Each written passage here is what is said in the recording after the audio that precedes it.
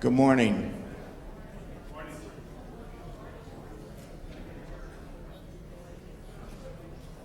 Try one more time. Good morning. That's great. Okay. My name is Tom Blinko, and I'm going to try to do the impossible in the next 60 minutes, actually 58 minutes, with the help of a number of very fine people. We're going to try to cover a lot of ground. In fact, it's way too much ground to cover in the 58 minutes that we have. I personally know that each individual who's going to be interviewed could speak superbly on this and many other topics for more than an hour themselves. Some longer than others. Yes, you know who you are. However, to cover all this ground, they have granted me a special power. I can stop them in mid-sentence, in mid-word, if necessary. Some were more willing to grant me this special power than others. Again, you know who you are. We all have a responsibility over the next 57 minutes. Our responsibility is to learn from the past, learn how it shaped the present, and how through each of us that are sitting here, it will shape the future. Reminded when I thought about this of a quote from an inspired author, "We have nothing to fear for the future except as we forget how God has led us in the past." This morning we're going to start with Dr. George Harding. And as all of you I'm sure know, George is a psychiatrist and he practiced at Harding Hospital. George, I want to start with a question of what caused your grandfather and a group of church members in Columbus to start a psychiatric hospital right smack in the middle of World War I? My grandfather was a committed Christian. He had a godly mother who, with her children, her sons and her daughters, each one, she saw in them a future and even present emissary for the good Lord that she worshiped and served.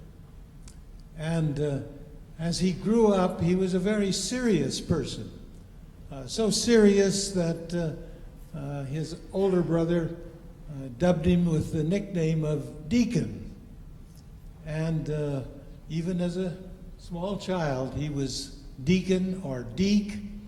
And in the letters I have from Elder A.G. Daniels, it always was not Dear George, it was Dear Deke. And his colleagues called him the same thing. He went off to Battle Creek College in the 1890s and studied there in the college and was deeply impressed with the teachings and writings of Ellen White and the activities, the implementation of John Harvey Kellogg. And Grandfather Harding felt that each church should be a healing place. And you who were not present for the first church will have a treat on your hands as you worship together in the second church. But he had this impression, and he felt like he wanted to lead out in the establishment of a hospital that would carry out the teachings, the guidance that he read so carefully in Ministry of Healing and other books. And so as a physician at the Columbus State Hospital, as the founding director of the Washington Adventist Hospital, again as a person in general, in private practice in Ohio, all of those things were an important part of his practice. he brought nurses from Battle Creek. One was Miss Frank Cobbin, and Miss Cobbin and he had known each other when they both were at Battle Creek College. And then she came here and operated the treatment rooms. Later, after serving as the director of nurses and the business manager of the beginning Harding Hospital, she went on to be the nursing director for the General Conference of Seventh-day Adventists.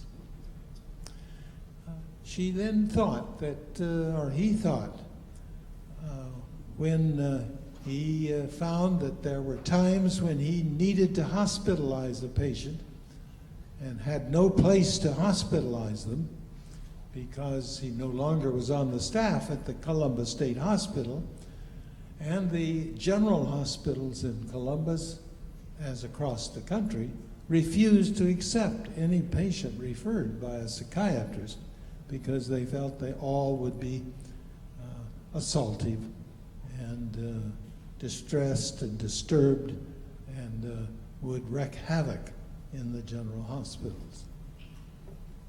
So my grandfather sought to find some way to hospitalize them.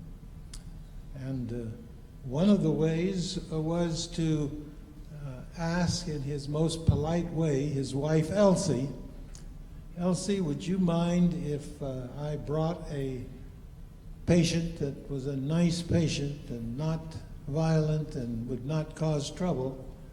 May I bring him into the house, and can he have a vacant bedroom, and can he eat at our table, and it'll be helpful in just a short time, and then he'll be doing better and on his way.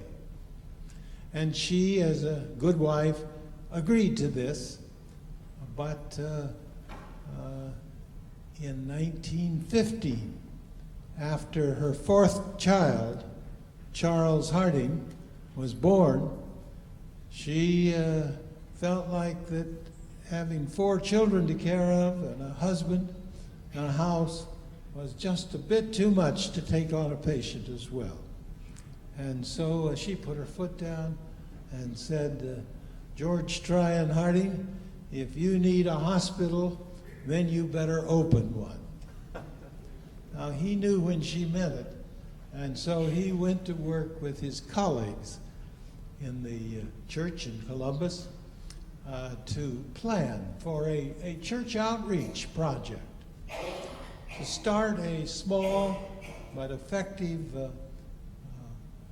rest home, as they called them in that day, and to perhaps use the governance that Edward Sutherland and Percy T. McGann had used to open the Madison, Tennessee hospital, a self-supporting program. And he thought perhaps we can do that here in Columbus and make a hospital work. He felt this could be a outreach because he sought to make it a place where God would be honored and invited to participate in all that they did. Thank you, George. My next guest is Dr. Bruce Anderson. Dr. Anderson is a psychiatrist as well, and I have a very difficult question to ask you, because the question I'm going to ask you is a hard enough question. Volumes have been written about it, and I need you to condense it down, and also for those of us that are not psychiatrists, so that we can understand it. Here's the question. Are you ready? How did treatment change from the time that Harding started through the years at Harding Hospital? What innovations were developed? What changes were made in the treatment plan? And then I'm going to come to Dr. John Campo, who is the chair of the Department of Psychiatry and Behavioral Health at OSU's Wexner Medical Center and oversees the education, the treatment, and the research at Harding Hospital today. So I'm going to ask him then to comment on as well. So, Dr. Anderson? Well, thank you. That's an open-ended question, and I'll respond with the same spirit. A phrase that comes to mind is this phrase, the Harding way. And Dr. Campo used that phrase a couple of days ago. Now, a few years ago, Dr. Dennis Mealy and I and other residents used that phrase because it really meant something. And I think that's something that has not changed. There are a lot of things that have changed about medication, about modern treatments for mental illness, but that has not changed. And I'll have a couple comments I'd like to make about that if I would. Part of that, the Harding way, in a major way, is hospitality. I really believe that. And I experienced that, my wife and I experienced that 49 years ago when Dr. George Harding met us at Port Columbus and entertained us. We were entertained by Dr. and Mrs. Harding at a place called Kahiki. Well, Kahiki was a Polynesian place of Dr. Harding's and his Mugu Maipan. So I'm sure you want to know that. Mugu Maipan. I'll tell you what, there are a lot of things that were unique, I think, about the Harding way. Part of it was the emphasis on the environment, the milieu. And it was emphasized that everything that happens to the patient while they're in the hospital is just as important as talking to the doctor. And I think that was true. This was really considered intentionally. Usually there was an activities prescription that was involved. And I think these are things that we probably don't have as much time for these days as we should have. But I remember people like very experienced nurses like Margaret Warren, Liz Sterndale, and others, gifted people like the artistic Don Jones, who ran the activities therapy and was very artistic. Dr. Chapman, Dr. Floyd Chapman, ran the gardening group and was famous for his greenhouse group. And all those things were unique about Harding that I think have probably slipped away. There were work groups, and we knew that physical work was good for people with anxiety and depression. And those were some of the things that were done. And I must say this, the beautiful hospital grounds were part of the environment, I think. And that's unique, and I'm afraid that's not something patients have long to look at. But I would say a little bit more, if I might. You've opened the door here. Spirituality was a big issue, and there was always the hospital chaplain. I thought that the lodge was sort of the embodiment of the spiritual emphasis. And on Wednesday night there was a Methodist-style prayer meeting. People gave testimonies. On Saturday morning there were services, and patients often observed or participated. Sabbath was a special place at Harding. And television, this was the early days of television when I was a kid. And I remember going around with my dad on Sabbath afternoon and making rounds with him. Well, now this would be a HIPAA violation today. No one would allow this, but that's what we did. And I did sneak a look at how the Bucks were doing, the Ohio Buckeyes, and I realized that everybody in Ohio almost was concerned about the Bucks. My dad, Charles Anderson, is part of Harding history as well, and I won't go into that. But anyway, that was an important part of my history. I might say a little thing about mentorship, and I don't think that's changed.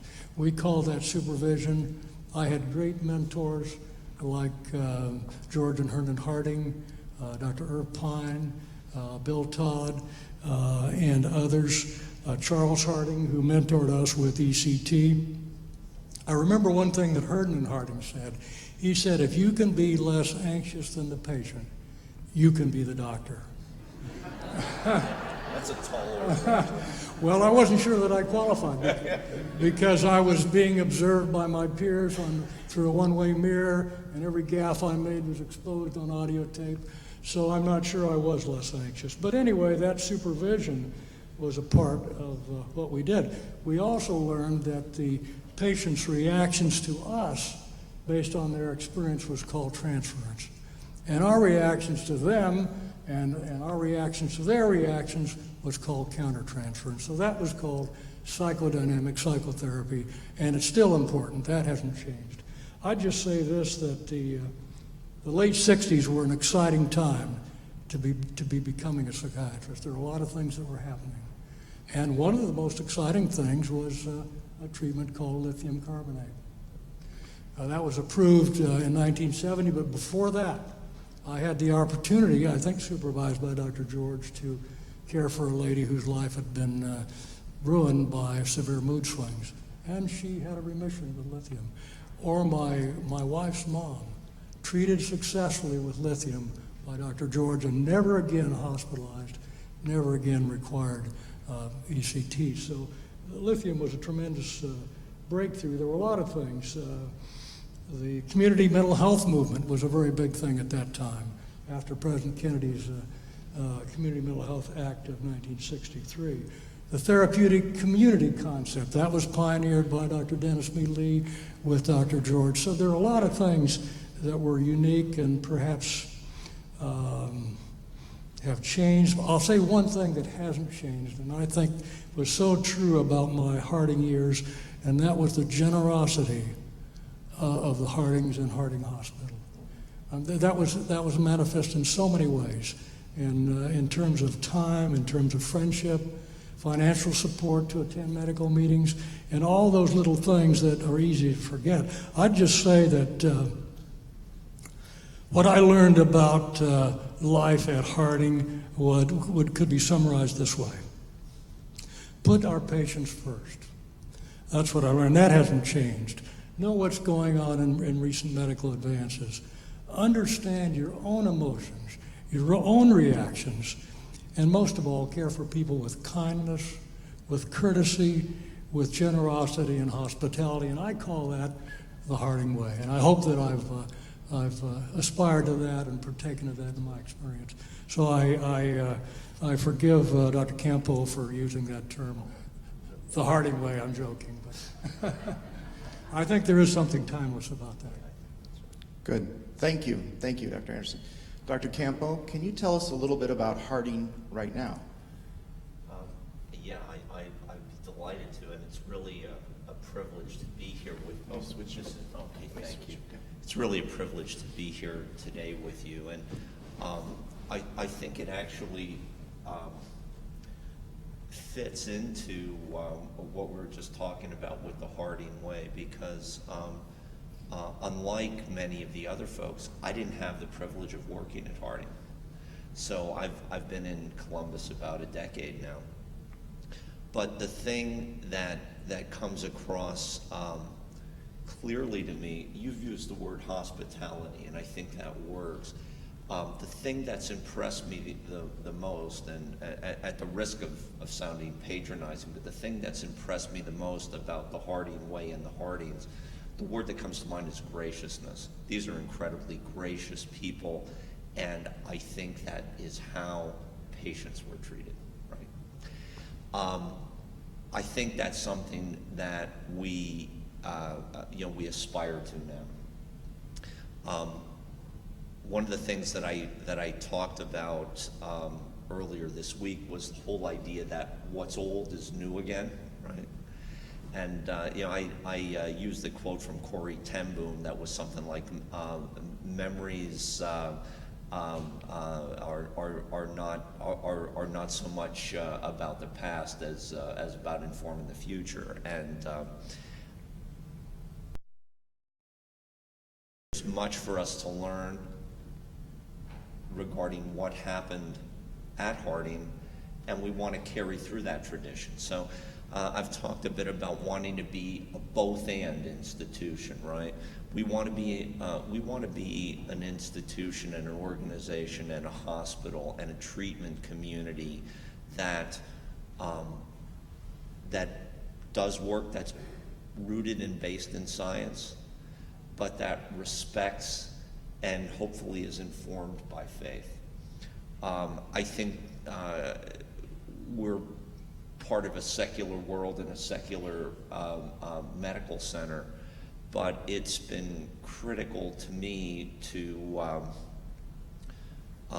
not forget to remind our patients and our colleagues that at least from my perspective, that we can't do this alone, that healing isn't something that we do alone, that doctors do alone, that we need more than that. And that's the kind of environment that I want to build. I can't say that every person who works at Harding necessarily shares the same faith-based orientation, but I think it's important for our patients to at least have that addressed and put in front of them, and given that opportunity to reflect on that. The future now for us really is to continue the tradition in terms of not just being a regional presence and making contributions to our region. That's important, that's critical. But we want to be a light beyond that. We want to really be a thought leader, not just in Ohio, but nationally. We want to provide care that really does manifest the Harding way, emphasizing not just illness, but wellness, emphasizing things like nutrition and spirituality, and that at the same time is willing to bring innovations, right? You talked about lithium carbonate. Human beings, we're a funny lot. We learn, then we forget, and then, it's what's old is new again. So one of the things right now, we're writing a paper now about really lithium use rates that are probably way lower than they ought to be, right? And so how do we remind the next generation that there is value in some things that the old guys like me still know how to do? There's no profit in lithium. Well, there is a bit of that, isn't that true? The other areas are, though, Harding was known for innovation. We want to be innovators. So we are exploring things like neurotherapeutics, new things like transcranial magnetic stimulation, things like using neurofeedback to help people get better. We still do ECT, and I think every year we get better at it. And we want to advance the field. We want to do research, and then finally, we want to continue to educate the next generation of providers. And I couldn't have been happier than to have our trainees in the room with Dr. George and Walter Menninger and Richard Harding and John Oldham and all these fine people, SR and this gentleman here. And what an opportunity for them. And I hope that they actually appreciate what they had the opportunity to see and hear. So we want to not just stay still. We want to advance their tradition and really honor the Harding name and the Harding way. Thank you very much. Okay, can you help me thank these three? And we're going to switch a little gears. So thank you very much. I'm going to ask Dr. Dale Twomley and Dr. Ron McDermott to now join me on the stage.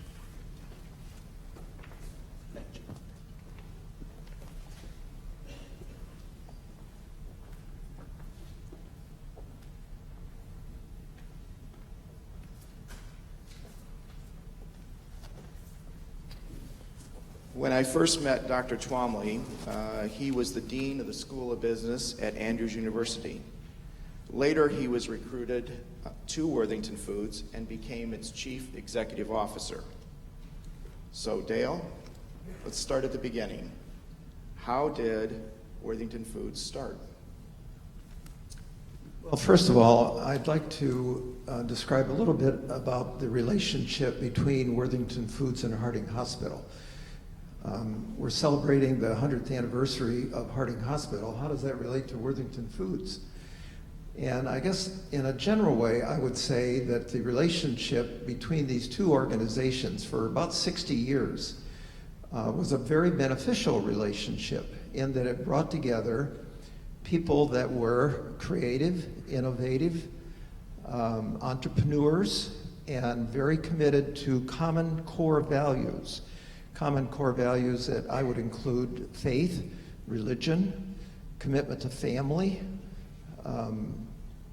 jobs, working together, playing together, including golf. And there were a lot of things that brought them together in commonality. It was a time where people came together that,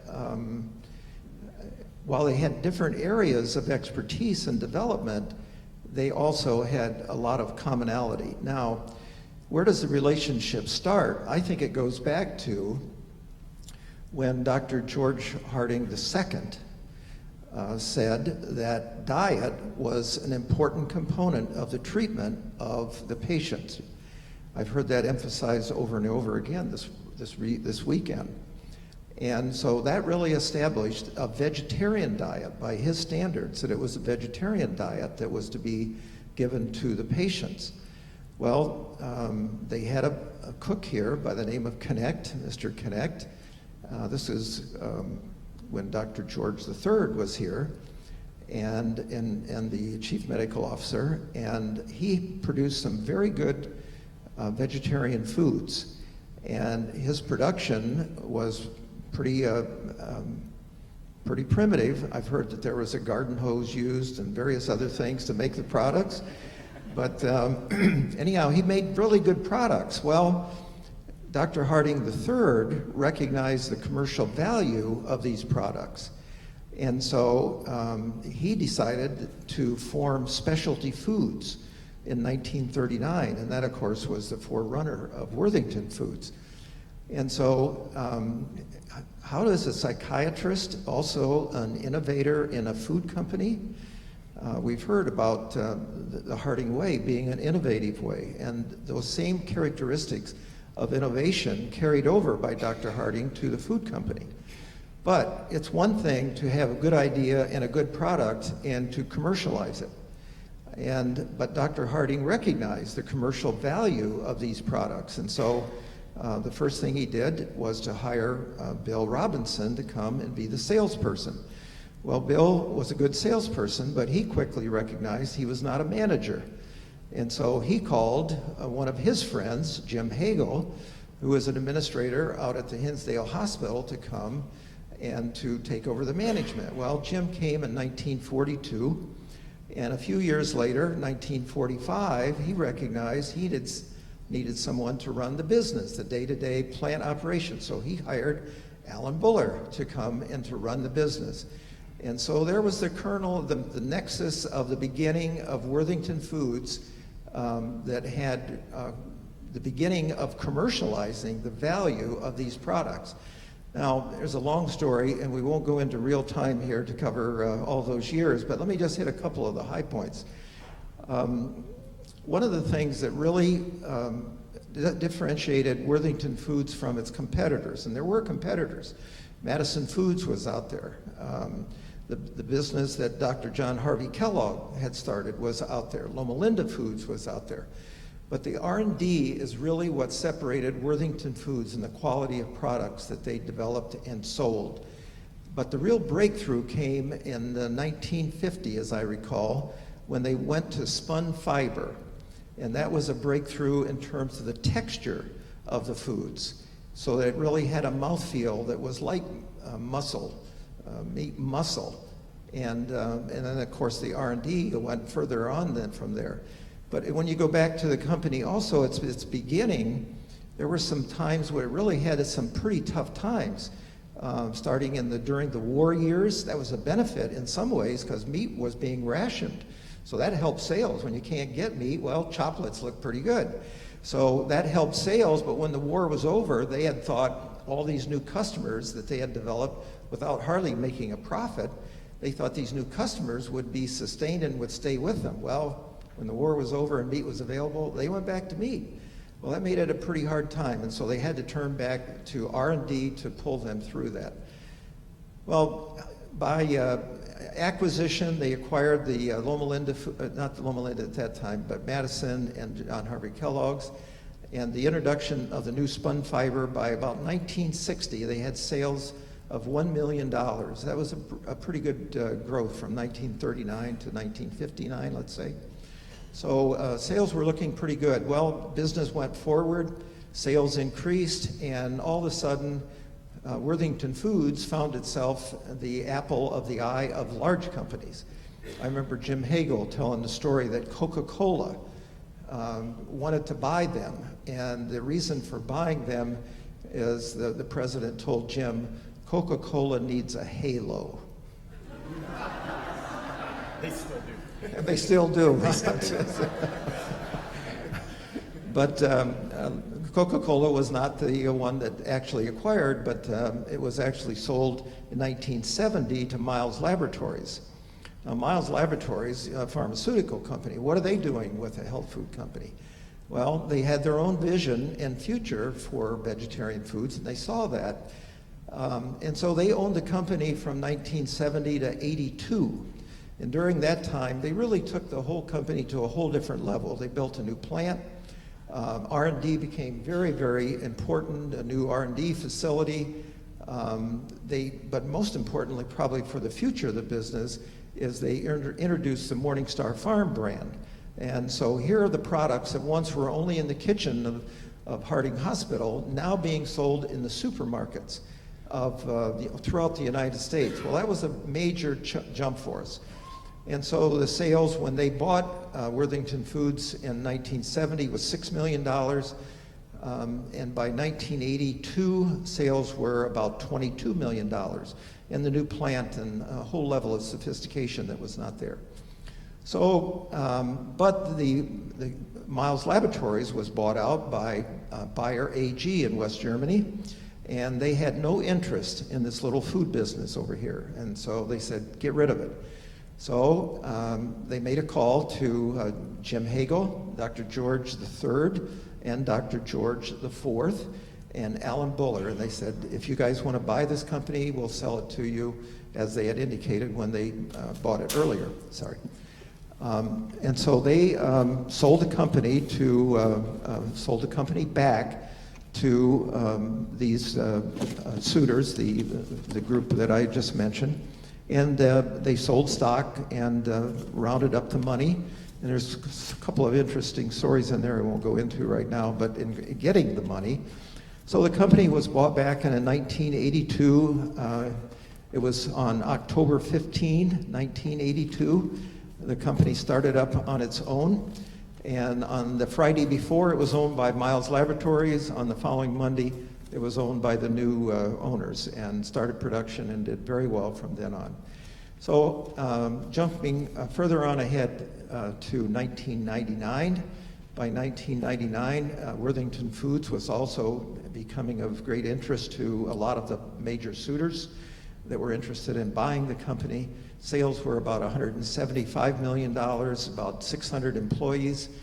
And so at that point, it seemed in the best interest of everyone to have Kellogg buy the company, and so they did in 1999. Now, the important idea for me out of all that is, Tom, the original ideas that these founders had for producing foods and that would be healthy for their customers and for people in general, that vision that they had and commercialized, starting way back there with Bernie or with Mr. Connect and all the others, has gone to levels that none of those founders could have ever envisioned.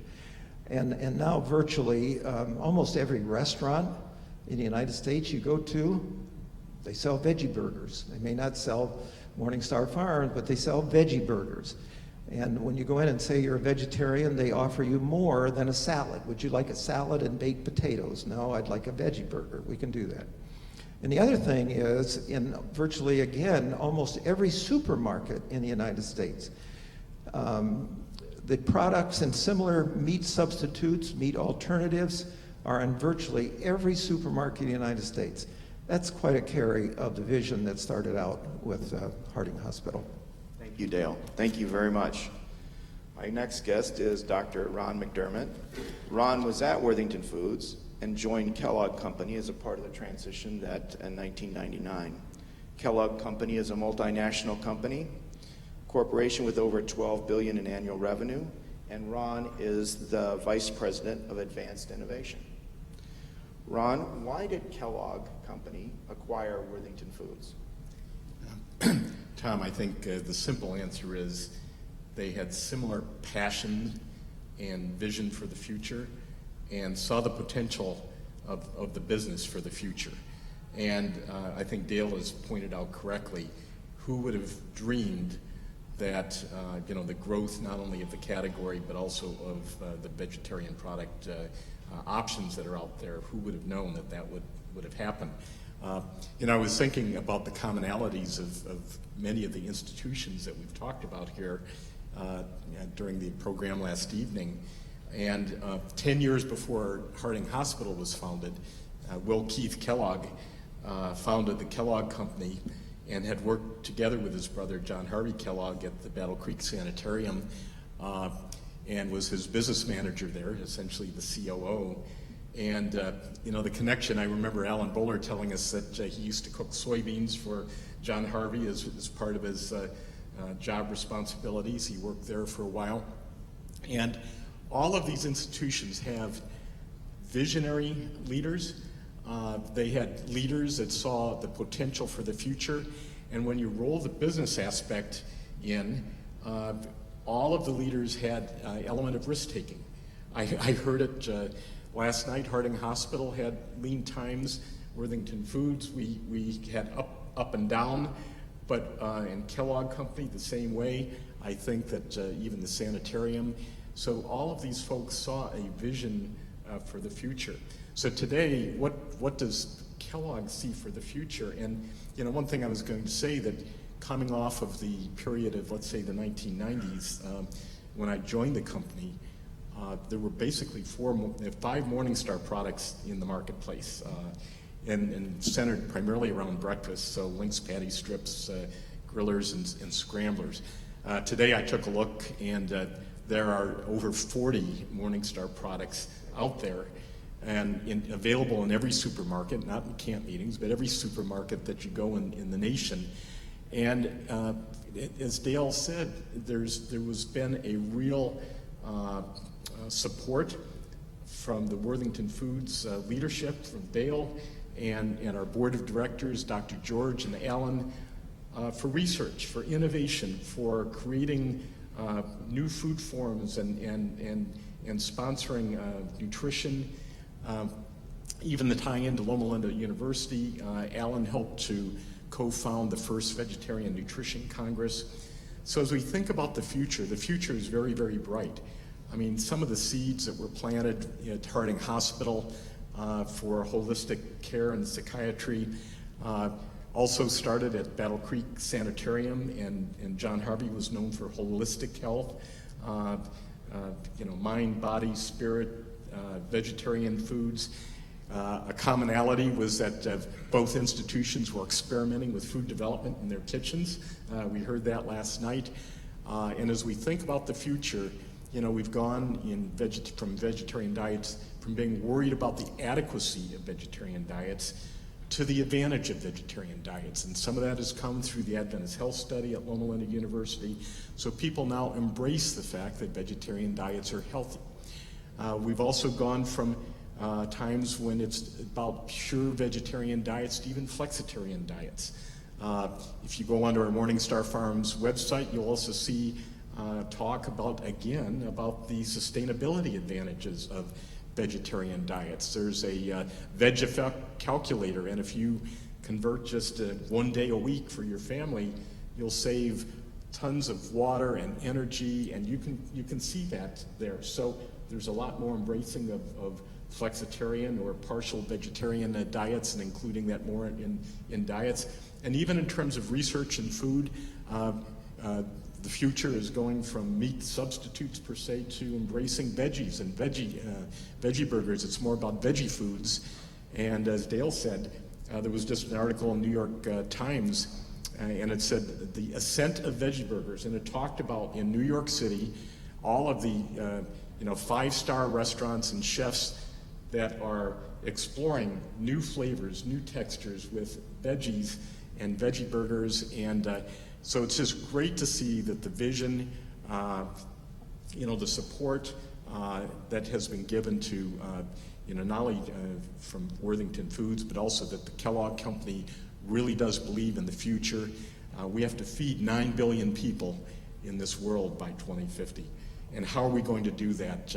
People realize more and more that plant proteins are a very efficient way to do that, and we're going to need more advances, more research, more future innovation in the world of plant proteins. And it's great to be a part of that today and part of that future, but it's also great to have been part of that heritage and know that some of that started with the Kellogg Company in Battle Creek and right here in Worthington, Ohio with Worthington Foods and the connection to the Harding Hospital.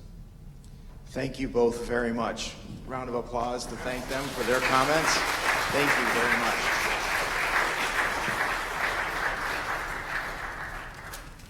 My next guest is probably familiar to most of you. Yulian Filipov is the pastor here at the Worthington Seventh-day Adventist Church.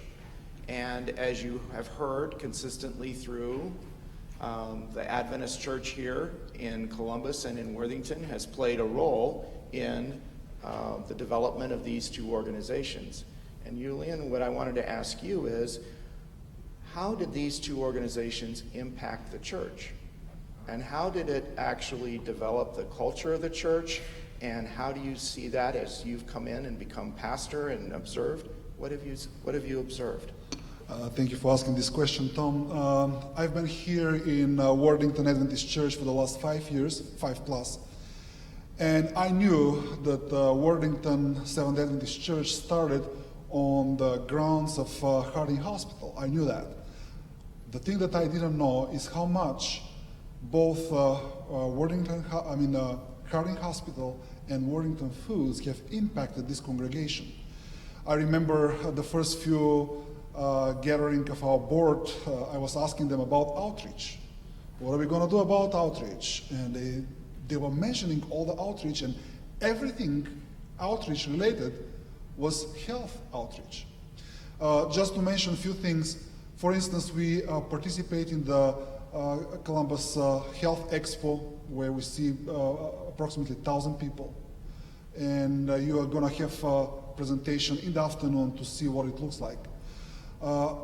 Every single time I mention about the outreach, they'll throw at me another health outreach program, like full plate diet, how to eat well and eat full and still lose weight. And so on, and so on. So this was the first thing that I noticed. And at first I didn't know where it comes from.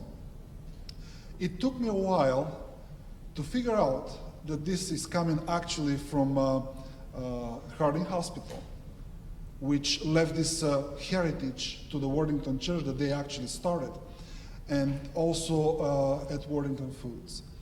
The second thing that I noticed, and it took me quite a while to understand that this was also related to Harding, is how the congregation relates to new people who are coming here. At first I thought they are friendly to me because I'm their new lead pastor. But then I was inviting people from outside, friends, people from the community, and all of them were repeating time and again, this is a very friendly congregation. They pay attention to people, they really care about people. And I don't know how many of you were here last evening, when people were answering and sharing their experiences from Harding Hospital. You can hear this leitmotif again and again. Harding taught us how to care about people. So I realized that we got this from Harding Hospital. Now, I guess another thing will be to share how is this carried on today, right? Yes. Well, I would like to mention to you that among all the programs that we carry on as a church, the impact on the people, as important this impact on their health is even more impressive on their mental health. For instance, we received several letters last year from our visit at Madison Correctional Facility, where we do these annual health expos for the inmates. And this year we're expecting in 2 weeks to see 500 inmates in Madison Correctional. So last year I received several letters, and one of them was mentioning, you cannot imagine what this health expo did to the morale of our inmates. And this was an inmate writing. He says, we have here people, when we get sick, we can see our nurses and doctors, but it is seldom that someone talks to us like people and build our spiritual health, build our emotional health, give us the hope that once we are going through this correctional time and we are out in the community, we can have a new start. And last night when I was listening to the presentation of Dr. Harding, George Harding, of all the Hardings who are presenting here, of the people who are responding, I can see this legacy being carried on through our church. Very good. Okay, so Yulene, if you'll stay here, because we're Okay. going to call for the offering, which is going to be about another outreach that you're going to talk about. If you all were listening carefully this morning, and I hope you were, you heard some themes that came out and some things that were pretty clear that ran all the way through. And I would suggest that here are some of them that I hope you picked up on. The reliance upon God for leading, the willingness to take risks, the importance of the connection between mind, body, and spirit, providing care and service to others, being gracious. These are all things that this is our collective heritage. And I would suggest that our responsibility today, each one of us, is how do we take those themes and continue them forward into the future in unique and interesting and powerful ways? How will God lead each of us to do that and continue what we have, what our heritage actually has been over the last 100 years? Julian, you're going to talk about one last piece of outreach. Well, the influence of Harding is felt also in the way we do outreach. And I would like to talk to two projects that reach far away from home. Worthington Seventh Adventist Church decided to start a school for children affected by AIDS in Kenya. And we call this school Rafiki, friend. Rafiki means in Swahili friend. So we started this school there together with a few other churches who decided to help in that. And every single Sabbath, when you give money toward the Sabbath school offering, part of this Sabbath school offering goes to two projects. One is to support these 200 children where they have the privilege of receiving a good Seventh-day Adventist Christian education. Second of all, they are cared for because many of these children are children of parents who are affected by AIDS. And last year we were also raising money. We needed approximately $50,000, and the money were raised to start digging some wells in the community around the school so that we can provide them with fresh water. So this is the first project, and in a few minutes the offering plate is going to pass by, and you'll have the opportunity to support this project. The second project that we support is Rwandan Women in Action. You know that after the Rwandan genocide, most of the population affected were women, and some of them were coming to the United States. One of our own, Nora Bagarinka, who survived the genocide and was left for dead in the Seventh Adventist Church. She was the one who started here the ministry. We supported her and we continue supporting her. And part of your offering is going to support the Rwandan Women in Action and supporting all these victims of genocide. And now they expand their ministry further, not just to the people of Rwanda, but also all these women and children who are affected by the genocides happening around the world. Thank you. Deacons can come forward. Yes.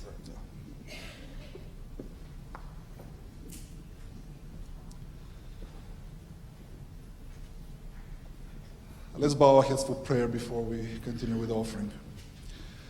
Heavenly Father, thank you for the privilege of living in a country of plenty and a country of freedom.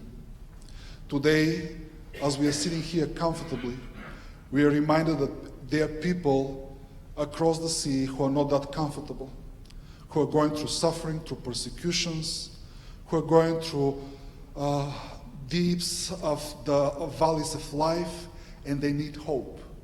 So today, as we dip in our pockets, in our checkbooks, and also as we take our electronic devices to give online, I would like to ask you to bless each one of the offerers.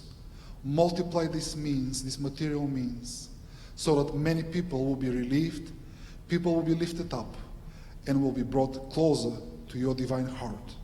In the name of Jesus we pray, and all the people said together, Amen.